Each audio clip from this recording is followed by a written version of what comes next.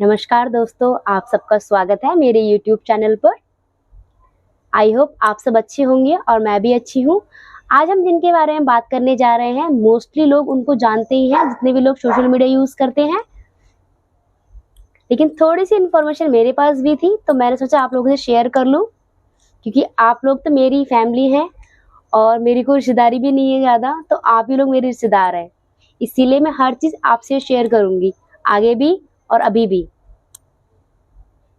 तो जिनके बारे में हम बात करने जा रहे हैं वो है राजू दीदी, जिनको आप सभी जानते होंगे और वो बहुत ही प्यारी हैं, बहुत ही अच्छी हैं।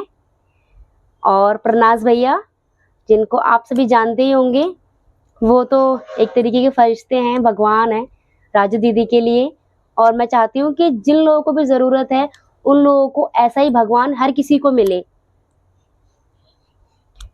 तो राजू दीदी के बारे में बात करते हुए मैं आपको बताना चाहती हूँ कि राजू दीदी का असली नाम राजविंदर कौर है। उनका जन्म पंजाब चंडीगढ़ के एक छोटे से गांव में तारन तारा जिसका नाम है, उस गांव में 13 जुलाई 1991 में हुआ था। और 13 जुलाई को मेरी बेटी का ही बर्थडे आता है और 1991 मेरी डेट ऑफ बर्थ में भी आता है। तो शायद उनसे मेरा कुछ लिंक होगा, भगवान ने बनाया होगा।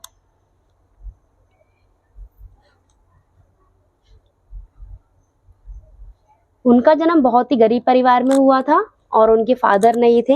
उनकी मदर दूसरों के घरों में काम करने जाती थी और उन्होंने ऐसे ही दुख सुख में रह के अपनी बेटी का लालन पालन किया।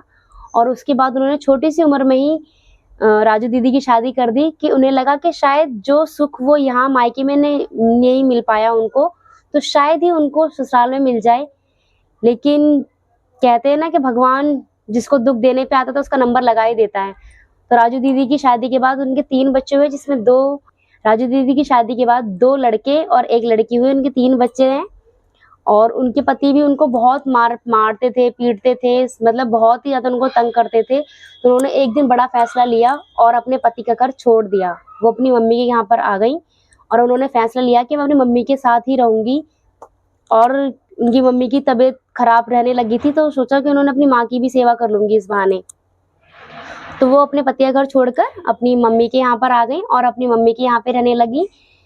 और जो उनकी मम्मी थी वो प्रनाज भैया के यहाँ पर काम करती थी। तो एक दिन उनकी मम्मी की तबीयत खराब हुई और ऐसे ही प्रनाज भैया की एंट्री उनकी लाइफ में हुई। और प्रनाज भैया उनके लिए भगवान, एक फरिश्ता बनकर आए, जिन्होंने उनको पहचान दिला दी, जिन्होंने उनके सारे दुख खत्म कर दिए। प्रनाज भैया यूट्यूब पे वीडियो बनाते थे, पहले वो टिकटॉक पे बनाते थे, लेकिन टिकटॉक पे कुछ ज़्यादा अच्छा रिस्पॉन्स नहीं मिला उन्हें। फिर उसके बाद उन्होंने टिकटॉक बंद होने के बाद उन्होंने इंस्टाग्राम पर रील बनानी शुरू करी और उन्होंने एक राजू दीदी के साथ रील बनाई, जो कि उनकी रातों रात वायरल हो गई। वरना वो पहले अपनी बहन के साथ वीडियो बनाते थे, तो वो उनको कोई ज़्यादा अच्छा रिस्पॉन्स नहीं मिला उन्हें, और उन्हें रातों रात वायरल हो गई उनकी वीडियो राजू दीदी के साथ। फिर उसके बाद उन्होंने फैसला किया कि राजू दीदी के साथ ही वीडियो बनाएंगे। और उन्होंने एक्टिंग का शौक भी था, राजू दीदी को भी एक्टिंग का शौक था।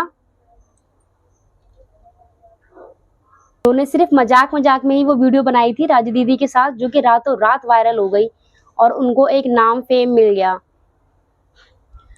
उसके बाद राजू दीदी के साथ ही वो लोग वीडियो बनाने लगे और सभी को राजू दीदी का और प्रनाज भैया का रिलेशन में हमेशा कंफ्यूजन रहती है कि वो हस्बैंड वाइफ हैं या फिर उन्होंने शादी की है या फिर वो कुछ क्या है क्या नहीं है। कुछ लोग अलग अलग बातें बनाते रहते हैं कि वो बॉयफ्रेंड गर्लफ्रेंड है या फिर ऐसे कैसे हो सकता है, इतना स्मार्ट लड़का और राजू दीदी नॉट गुड लुकिंग नहीं है ज़्यादा। तो इस वजह से सब लोग बहुत ही ज़्यादा बातें बनाते थे, लोगों की अलग अलग सोच है। क्योंकि उसके बाद उन्होंने अपने ब्लॉग में एक में क्लियर किया कि राजू दीदी और मेरा भाई बहन का रिश्ता है और जो भी यूट्यूब से कमाई होती है उसका वो आधा हिस्सा राजू दीदी को देते हैं, ताकि वो अपने बच्चों का मतलब अच्छी से तरीके से उनको पाल सके। और प्रनाज भैया जैसा इंसान तो दुनिया में मिलना बहुत ही मुश्किल है, क्योंकि कोई आज के ज़माने में बिना अपनी बिना लालच के कोई किसी की हेल्प नहीं करता। आज के ज़माने में हर कोई अपने ही बारे में सोचता है कि पहले मुझे चीज़ें मिल जाएं, उसके बाद मैं उसको दूंगा। लेकिन प्रनाज भैया ऐसे नहीं है, उन्होंने बहुत ही राजू दीदी की हेल्प करी। मैं चाहती हूँ कि ऐसा ही इंसान हर किसी को अपनी लाइफ में मिले, जो कि भगवान बन के आए। Thank you. आज की वीडियो में इतना ही, मिलते हैं अपने नेक्स्ट ब्लॉग में। Thank you.